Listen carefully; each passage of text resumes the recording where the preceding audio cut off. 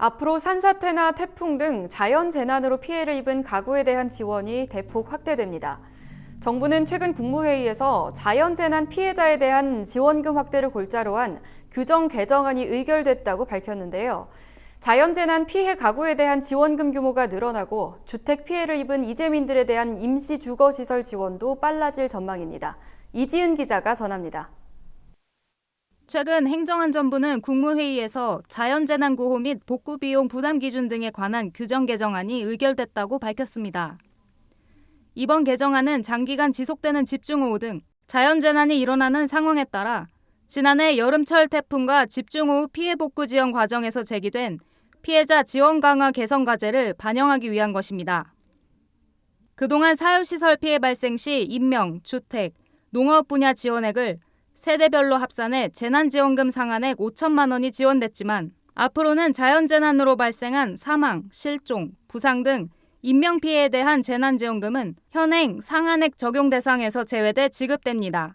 예를 들어 동일 세대에서 3명이 사망하고 주택 전파 피해가 발생할 경우 기존에는 인명과 주택, 농업 분야 사유재산 피해에 대한 지원액을 합산해 5천만 원까지 지원됐다면 이번 개정을 통해서 인명피해에 대한 부분은 상한액에서 제외되는 것입니다.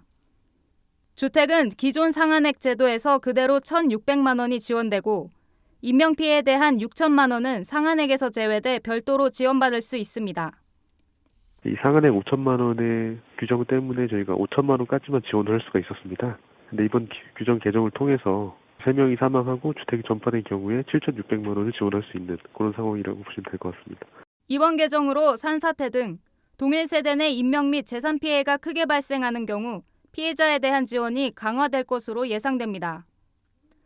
또 자연재난으로 주택의 피해를 입은 이재민에 대한 지원을 강화하기 위해 재난 발생 시 중앙대책본부회의 심의 의결을 통해 지원하고 있던 임시주거용 조립주택 설치 근거 및 재원부담 비율을 명문화합니다.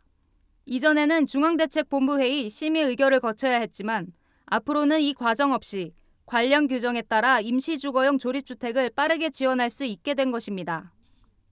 저희가 주택 피해를 입은 이재민에게 이제 임시조립주택을 지원을 하는데요. 이 임시조립주택을 이제 저희가 지원하는 별도의 근거가 없었습니다. 그러다 보니까 이게 그 피해가 발생하고 나서 저희 중앙대책본부 심의 의결까지 시간이 조금 소요되는 문제가 있었습니다. 피해가 확정되는 즉시 저희가 좀 지원할 수 있도록 신속하게 좀 지원하기 위한 취지입니다. 행안부는 자연재난 피해 시 국민에게 지원하는 규정 제한이 변경됨에 따라 피해 국민에 더 많은 지원을 할 수 있을 것으로 기대하고 있습니다. MBS 이지은입니다.